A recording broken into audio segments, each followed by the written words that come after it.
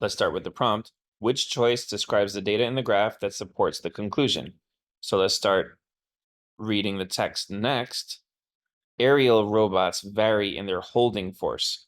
One of them has a holding force of 56 newtons, more than twice that of the other one, and more than 4 times that of a third one. Since an aerial robot must lift its own weight along with its cargo, this engineering team used a ratio of the robot's holding force to the robot's weight to calculate payload capacity, with higher ratios corresponding to greater capacity, concluding that one of them has a higher payload capacity than the other. So this one, the ultra-fast robot hand, has a higher total capacity than the Model T, which is right here. And the capacity formula that they gave us said that it was a ratio of the holding force in a ratio to the robot's weight. So now for the higher one, the ultra-fast robot hand, in the beginning, we were hearing that that one has a holding force of 56, which is twice one of them and 4 times the other one. So why did we conclude that that one has the higher capacity?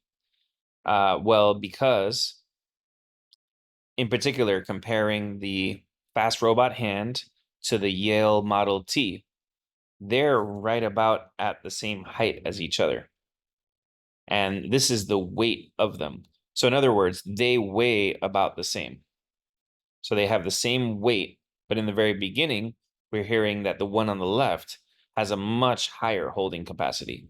So now, this is almost more of a mathematical question. If we're thinking about the ratio of the holding capacity to the weight, then this one here is way higher because it's got the same weight and 4 times more than 4 times more holding capacity than the other.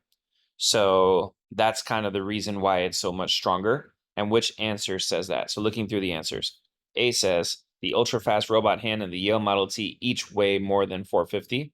So they each weigh more than a certain amount. But we're looking for emphasis on the idea that they weigh the same or roughly the same. B, the ultra-fast robot hand and the Yale Model T each weigh more than the permanent magnet hand. Well, we're looking for the ultra-fast robot hand to be the highest. So this is not really going to help us if it's being compared as being the same as the Yale Model T. So we can get rid of that one. C, the Yale Model T has a lower holding force than the permanent magnet hand despite weighing more. Well, that doesn't relate because the end result was that the ultra-fast robot hand had the biggest payload capacity, and that's not even mentioned in answer choice C.